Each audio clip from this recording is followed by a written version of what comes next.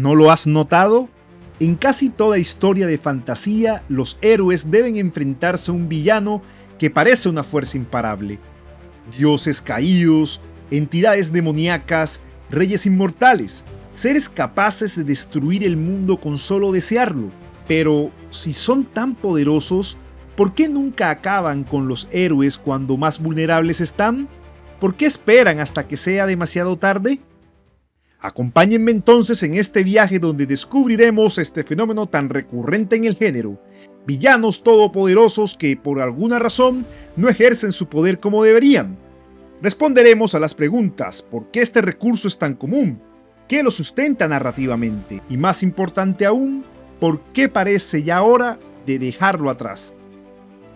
Si esto te interesa, este es tu lugar, te aseguro que te va a encantar. Bienvenidos sean todos a Fantasía Visceral, desentrañando la fantasía.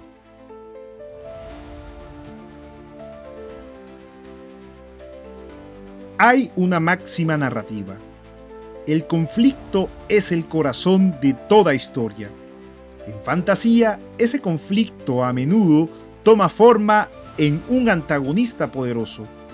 Entre más fuerte el enemigo, mayor el reto y más heroico el viaje del protagonista.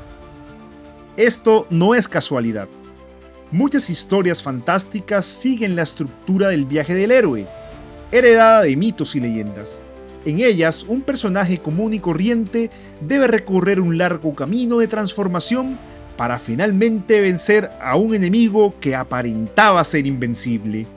Pensemos en Tifón contra Zeus, Apophis contra Ra, o Sigurd contra Fafnir. Estos enfrentamientos simbolizan no solo un duelo físico, sino también el crecimiento personal del héroe. Narrativamente, el villano poderoso eleva las apuestas y da sentido al viaje. Cuanto más lejos debe llegar el héroe para vencerlo, más emocionante entonces será el camino.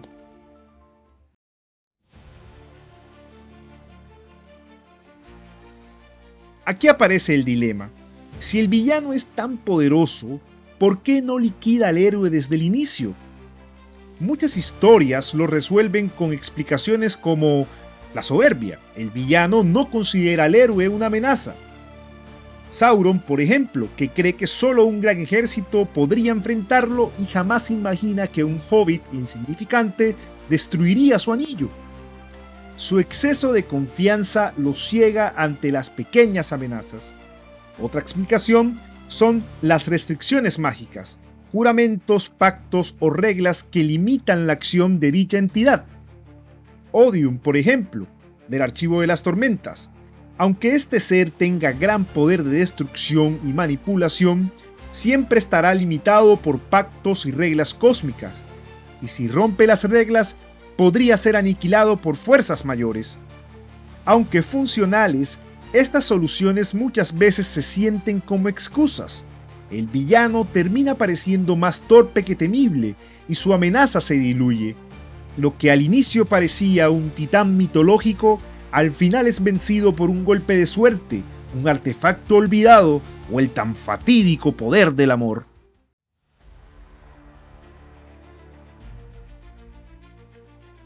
Una alternativa interesante tal vez es el villano juguetón. No es que no pueda derrotar al héroe, simplemente prefiere jugar con él. Le divierte ver cómo lucha, cómo se equivoca y cómo crece, como si quisiera darle un propósito a su aburrida inmortalidad. Un ejemplo brillante es Rafael en Baldur's Gate 3.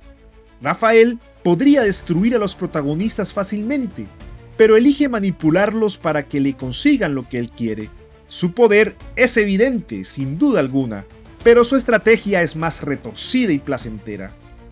También existen los villanos que necesitan al héroe para alcanzar sus propios fines, y por esta razón no los destruyen desde el inicio, como Xerxes en la leyenda de Vox Machina, el cual durante la visita de los héroes al infierno puede aniquilarlos sin problema, pero así no lo hace pues desea usar a Pike para sus propios fines.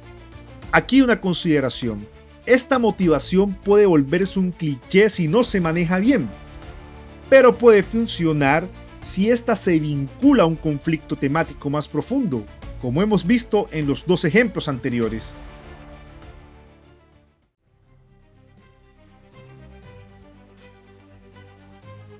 Ante el desgaste del tropo del villano omnipotente, muchos autores han optado por antagonistas más realistas, humanos, limitados, pero igual de peligrosos. En Canción de Hielo y Fuego, por ejemplo, los villanos no son entidades cósmicas, sino personas con ambición, poder político o astucia. Cersei, Baelish o Ramsay Bolton. Estos no tienen magia, pero saben mover las piezas mejor que nadie. El conflicto sigue siendo intenso y, mejor aún, mucho más creíble. Estos villanos funcionan porque sus motivaciones son comprensibles, sus decisiones tienen consecuencias tangibles y sus derrotas no requieren intervenciones divinas. Y para la muestra un botón, en casi toda la serie se las arreglan para opacar a los que serían los verdaderos villanos de esa historia, los caminantes blancos.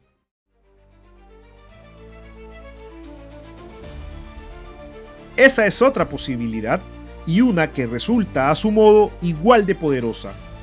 Existen historias donde la figura del antagonista se diluye de tal forma que parece una sombra funcional. No desaparece del todo, pero ya no articula el conflicto central. Lo que queda en su lugar es otra cosa, una búsqueda íntima, una pregunta abierta, como ocurre en Frieren, por ejemplo.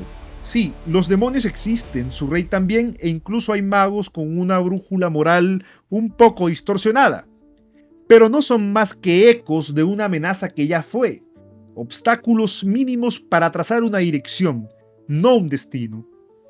El verdadero motor de la historia está en otra parte, en el autoconocimiento de Frieren, en su lucha por comprender el tiempo desde la perspectiva de un ser inmortal, y en su esfuerzo por descifrar ya no el poder de la magia, sino su sentido. Aquí hay un viaje, un conflicto e incluso una resolución emocional, pero no necesariamente una confrontación con el mal. El clímax no es una gran batalla contra un adversario insuperable, sino una revelación, que no toda historia necesita un villano, que el vacío, la memoria, la culpa o el deseo son rivales suficientes. Porque lo que realmente requiere una historia no es una figura oscura que amenace con destruir el mundo, sino una intención clara, un mensaje. Si eso está bien trazado, el relato avanza. Sí, tal vez no hacia el fin del mundo, sino, aunque puede sonar un poquito cursi, hacia el centro del alma.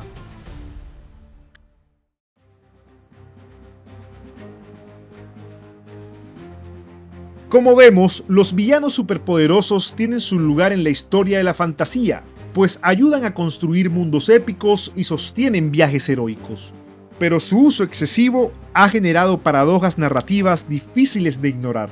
Una entidad capaz de destruir al universo entero, pero que no puede romper un juramento. ¿Un dios que pierde contra un campesino con un amuleto? No. Nosotros, el público actual, más atento y exigente, ya no nos tragamos tan fácil esas justificaciones. Por eso, el futuro de la fantasía podría estar en antagonistas más humanos, con limitaciones comprensibles, motivaciones reales y una presencia activa durante toda la historia. Porque al final, un buen villano no necesita destruir el mundo, solo tiene que ponérselo difícil al héroe.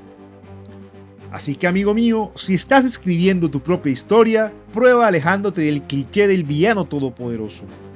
Hazlo astuto, complejo, emocionalmente coherente. Tal vez no pueda romper montañas con la mirada, pero sí el espíritu de tu audiencia. Y bien, basta de cursilerías, eso ha sido todo por hoy. Otra de las muchas preguntas que sé que nos carcomen como consumidores y creadores de fantasía, que es necesaria responder para no seguir cayendo en los mismos sitios comunes que ponen en riesgo la supervivencia de este tan magnífico género que tanto nos apasiona. Agradecimientos especiales a los miembros de Patreon y a los de la comunidad de Discord. Sin su apoyo y retroalimentación, nada de esto sería posible. Si quieres apoyarme más activamente, no dudes en unirte a mi Patreon. ¿No quieres o no puedes?